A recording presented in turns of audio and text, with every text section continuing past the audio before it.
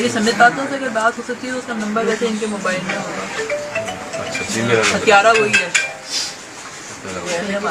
अपना पर्सनल मामला है, क्योंकि अगर या तो ये सेंटेंस ना बोला होता इन्होंने चल कि इन लोगों ने मुझे मार दिया, तो इसका मतलब कि खाली उन्हीं लोगों की बात ही चल रहा था सामने।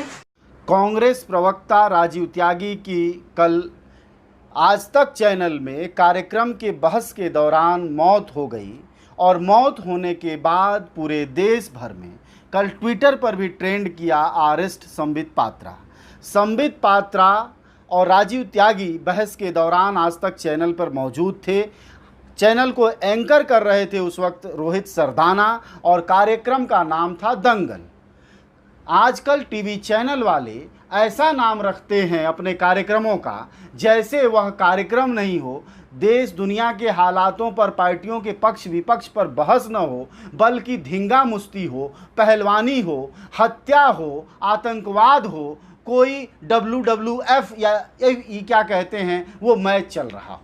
ऐसी स्थिति में इस तरह के हार्ट अटैक अब तक नहीं हुए थे भारत में, यह अपने आप में एक आश्चर्य है।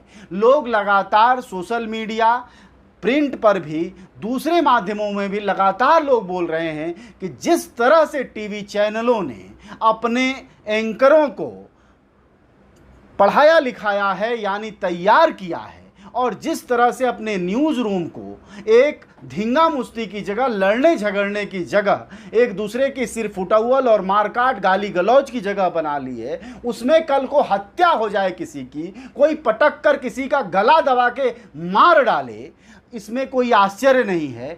अभी तो कांग्रेस के प्रवक्ता की सिर्फ हार्ट अटैक से मौत हुई है। इस मौत की त्रासदी समझिए।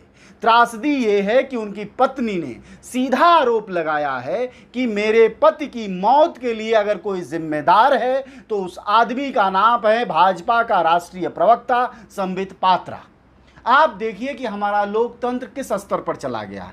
कहते हैं लोकतंत्र में बहस और विचार ही बुनियादी है, उसी से यह लोकतंत्र आगे जाता है। लेकिन हमारे देश में हालात ये हो गए हैं कि अगर आप विचार लिखेंगे सोशल मीडिया पर तो आप जेल जा सकते हैं, आप पर UAPA लगाया जा सकता है, देशद्रोह की धाराएं लगाई जा सकती हैं, आतंकवाद की धाराएं लगाई जा सकती हैं। इन सब से पेट नहीं भरेगा तो भक्त आपको कूटने पहुंच सकते हैं, मार सकते हैं। और उसी का एक यह सिलसिला है जब बहसों में संबित पात्रा निहायत बिलो द बेल्ट बहसें करते हैं, अविवेकी बातें करते हैं, बिना मतलब के वाहियात आरोप लगाते हैं। जयचंद कहना, देशद्रोही कहना, हिंदू विरोधी कहना, ईश्वर विरोधी कहना, ये आम बात है। और यह बताना भी आम बात है कि ये आतंकवादी हैं, आतंकवादियों को शरण देते हैं। यानी अगर आप कान के एकदम से आपके कान का विवेक वाला पर्दा बंद न हो तो इनकी बोलियों से आदमी मर जाए, और हुआ यही है। आप सुनिए कि उनकी पत्नी आरोप लगा रही हैं। क्यों कहा उन्होंने पूरी लंबी बात कही है, उसे सुनिए और खुद तय कीजिए कि हमारे देश के टीवी चैनलों में होने वाले दंगल बेसिकली और बुनियादी तौर पर एक तरह के हत्या के अड्डा बन गए हैं। अब तक उनके यहाँ विचार की हत्या, संस्कार की हत्या, बहसों की हत्या, देश प्रेम की हत्या, देश से लगाव की हत्या हो रही थी, गंगा जमुनी संस्कृति की हत्या हो रही थी, दो समुदायों के बीच के प्रेम की हत्या हो रही थी। अब वहाँ सीधे तौर पर हत्याएं होने लगी हैं। उसका नाम आप भले आत्महत्या रखें, और धीरे धीरे अगर ये टीवी चैनलों के एंकर इसी तरह करते रहे तो आने वाले समय में लोग संभव एक दूसरे को गोली मार दें बहसों में ही। नहीं है हिंदू बोलने का। और ये जयचंद 3-4 बार उसने जयचंद बोला संबित पात्रा ने। लेकिन मुझे ये लगा था कि मेरा पति इतना स्ट्रॉन्ग है कि वो इसको मतलब कर लेंगे, फेस कर लेंगे, क्योंकि हमेशा संबित पात्रा के ऊपर डोमिनेट किया। मैं तो डिबेट हमेशा कभी मैंने आपसे क्या रिकॉर्ड है, मेरा डिबेट छोड़ी नहीं थी, सारे काम छोड़ के सिर्फ डिबेट देखती थी, इसलिए कि क्योंकि मैं ही सबसे पहले बताती थी कहाँ पे क्या सही है, कहाँ क्या गलत है। पानी भी 2-3 बार पिया उन्होंने, पानी नॉर्मली पी लेते हैं। बस पहली बार ऐसा हुआ कि मैं आधा हमेशा लेट जाती थी रूम में कि अपने को नॉर्मल कर ले, या कई बार फीडबैक वगैरह लेते थे कि कैसी मेरी डिबेट रही।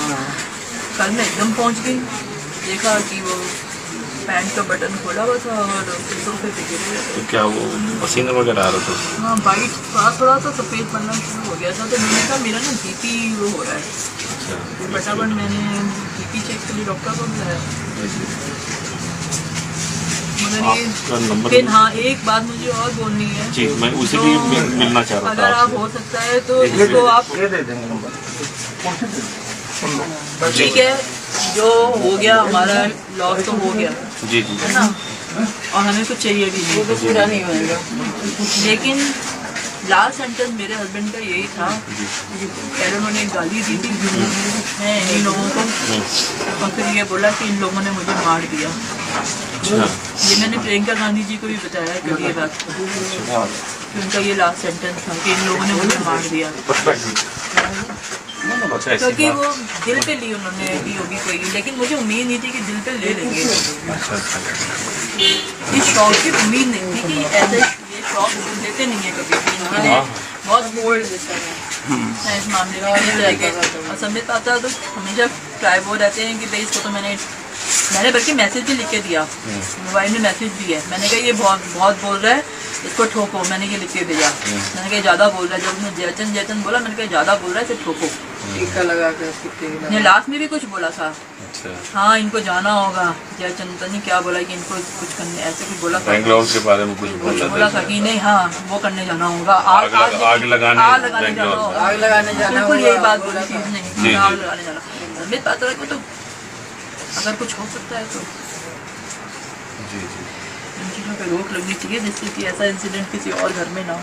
ये देखिए, हम सब आपके साथ हैं, मैं ये सारी बातें बताऊंगा जाके, और जो बातचीत होगी और हर तरह से आपके साथ हैं, भाई की तरह मानते हैं सब उनको, और जिंदगी भर आपके साथ हैं। इतना आप समझते हैं। मेरी समित बातों से अगर बात हो सकती है तो उसका नंबर वैसे इनके मोबाइल में होगा। अच्छा जी, मेरा नंबर। हथियारा वही है, भाई अपना पर्सनल मामला है, क्योंकि अगर या तो ये सेंटेंस ना बोला होता इन्होंने कि इन लोगों ने मुझे मार दिया, तो इसका मतलब कि खाली उन्हीं लोगों की बात ही चल रहा था सामने, तो उन्हीं लोगों की बात हर्ट थी ना, तो कोई और भी प्रॉब्लम हो सकती थी। लास्ट सेंटेंस था इन लोगों ने मुझे मार दिया, वो मैं को इतना थोड़ी था कि मैं उसे रिकॉर्ड कर लूँ कि ये हो जाएगा। हम तो ब्रीथिंग करने में लगे हुए थे, लेकिन यही था कि इन लोगों ने मुझे मार दिया।